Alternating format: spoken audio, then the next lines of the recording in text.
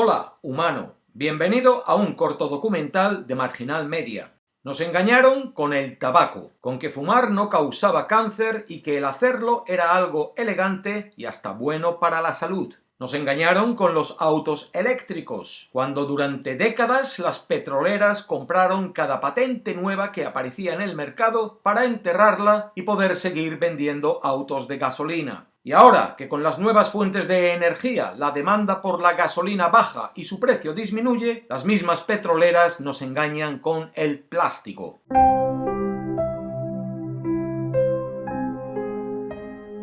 Este corto documental va sobre la manera civilina como lo hacen, haciéndote creer que su responsabilidad es la tuya, engañándote con que tu labor de reciclaje es buena para el planeta. No está sirviendo. El reciclaje, tal como lo estamos llevando a cabo, no es más que la excusa de estas multinacionales para producir y venderte más plástico. El reciclaje no es más que su truco de marketing, y hemos caído de lleno en él.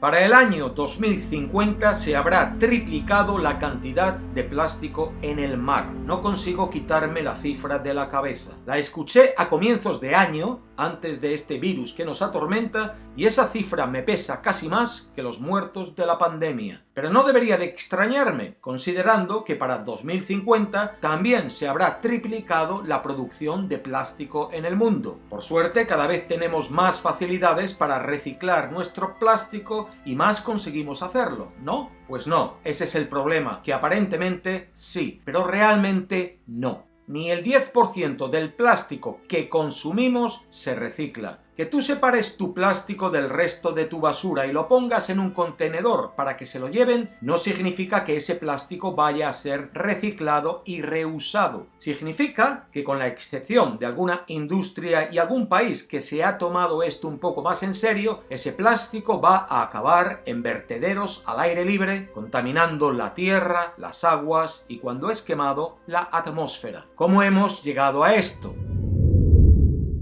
El poder del plástico como producto es fácil de entender. Es barato, eficiente y conveniente. Sirve para empaquetar otros productos con facilidad, pesa poco y, en el caso de los alimentos, conserva sus propiedades perfectamente. Pero todos esos contenedores de plástico con alimentos y comidas dentro no se reciclan. Muchos de ellos sí incluyen algún logo relacionado con reciclaje, unas letras y unos números que nos indican que el contenedor potencialmente podría ser reciclado, pero no se recicla porque económicamente no es rentable. Durante décadas hemos estado usando plástico, un material creado por nosotros, en sus múltiples composiciones porque nos ha funcionado mejor que otros materiales orgánicos y nos ha hecho la vida más fácil. Pero el precio a pagar por este acomodo cada vez ha sido mayor y ahora es insostenible. Ya en los años 70 éramos conscientes de la enorme cantidad de plástico que se estaba dilapidando y la contaminación medioambiental que estaba creando. En los Estados Unidos de América, algunos condados comenzaron a prohibir el plástico. Algunas compañías que usaban plástico fueron penalizadas. Las grandes compañías petroquímicas que creaban plástico sintieron la presión social y crearon el Council for Solid Waste Solutions. Esta sociedad creó un primer centro de reciclaje para complacer a los legisladores y levantar las prohibiciones, pero con una idea clara. Si esto era lo que quería la gente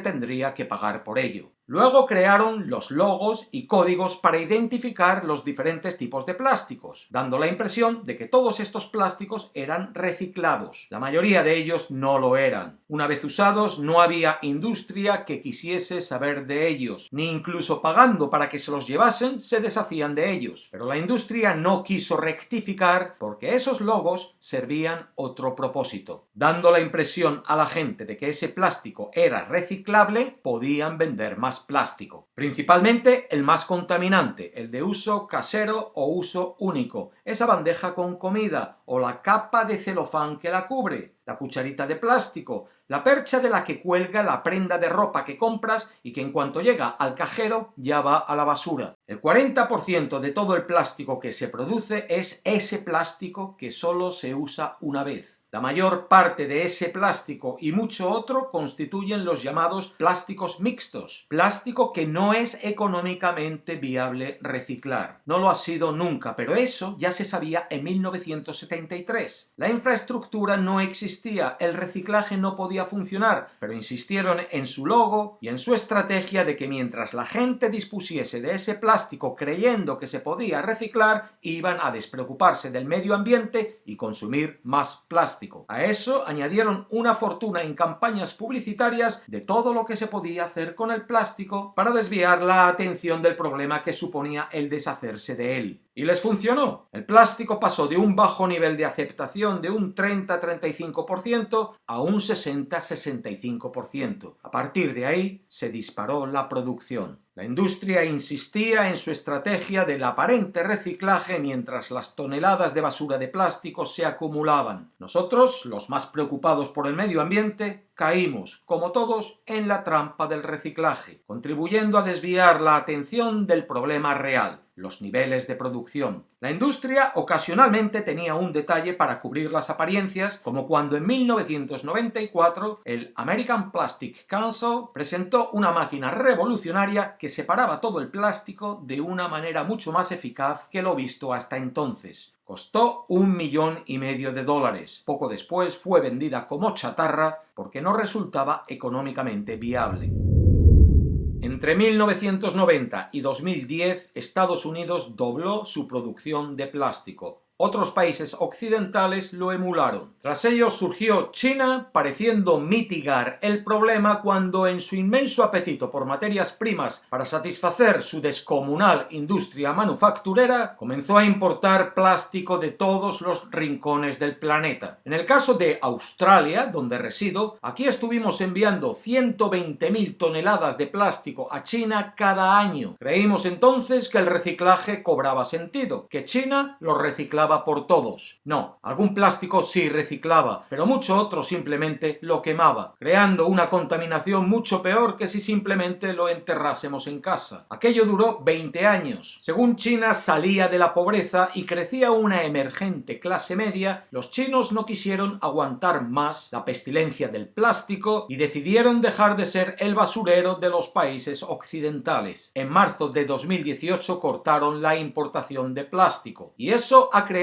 un problema grave para los países desarrollados, que aún está por resolver. El problema ahora se ha repartido por el resto de Asia. India, Indonesia, Tailandia, Vietnam y Malasia recogen el plástico que antes iba a parar a China. La mayoría de las factorías en estos países son ilegales, establecidas en muchos casos por los mismos empresarios chinos que ahora han tenido que trasladarse fuera de su país para operar, surgen por todas partes en áreas rurales. Y la situación se repite. Algo del plástico se utiliza, el resto se tira en aldeas o selvas poniendo en peligro a las poblaciones locales. Los vertederos contaminan las aguas de los ríos de los que beben y cuando se queman el aire es irrespirable. El problema es ya de tal magnitud que en países como Indonesia y Malasia se persigue el tráfico ilegal de plástico con la misma contundencia que el de drogas. Pero los contenedores con desechos ilegales siguen llegando. Australia envió más de 70.000 toneladas de plástico a Malasia, el mayor recipiente de plástico del mundo, el año pasado. Está muy bien educar a nuestros hijos a reciclar la basura y especialmente el plástico, pero meterlo en contenedores para enviarlo a otro país y crearles un problema a ellos, cuando además tienen menos recursos para combatirlo, es hipócrita. No deberíamos de hacerlo.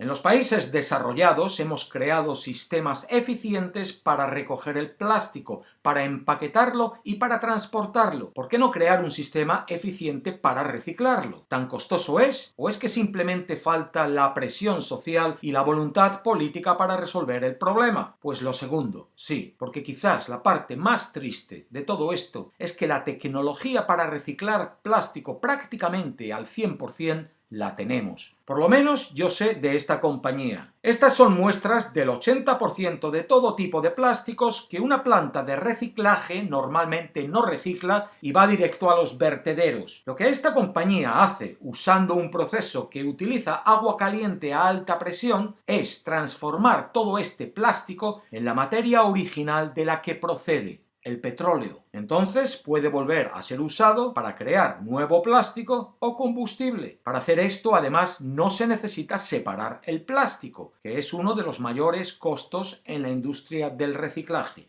Imaginen que recuperásemos casi el 100% de nuestro plástico convirtiéndolo en la materia prima original para volver a usarla. ¿Cuánto reduciríamos entonces nuestra necesidad del petróleo? Bastaría con comenzar a limpiar los mares, ríos y vertederos de plástico para aumentar nuestra producción de petróleo. ¿Y ustedes creen que las multinacionales petroquímicas van a permitir eso? Cuando el plástico es el último producto que les queda para seguir aumentando sus ganancias, las multinacionales petroleras, la industria del plástico, deberían de aceptar su responsabilidad en la producción, limpieza y reutilización de su producto, en lugar de distraernos con el mensaje de que eso es solo responsabilidad nuestra para así poder producir más. Esa es la raíz del problema que tenemos. Está bien que tú eches tu botellita de plástico en un contenedor de color, pero el problema no se resuelve sin preocuparnos por lo que se hace con lo que hay en ese contenedor, o incluso si esa botellita debió de existir. Porque la realidad es que el plástico es un producto peligroso que contamina nuestro mundo y cada ser viviente en él. El plástico encuentra su camino dentro de tu organismo en la manera de microplásticos. El plástico no debería de existir, deberíamos de usar otros materiales. En lugar de enfocarnos en esto, nos encontramos con noticias como la de hace un mes de que la administración Trump abrirá el Refugio Nacional de Vida Silvestre del Ártico a la perforación. Las petroleras ya metidas de lleno dentro del círculo polar ártico para acelerar todo este proceso de destrucción del planeta. Si ustedes piensan que con esto del coronavirus ya lo vieron todo en cuanto a virus, ya hay quien avisa: esperen a que estas compañías comiencen a perforar el permafrost a ver lo que tardan en dar con algún virus que lleve enterrado decenas de miles de años. Tema para un próximo vídeo. Hoy lo dejamos aquí. Hasta la próxima. La paz.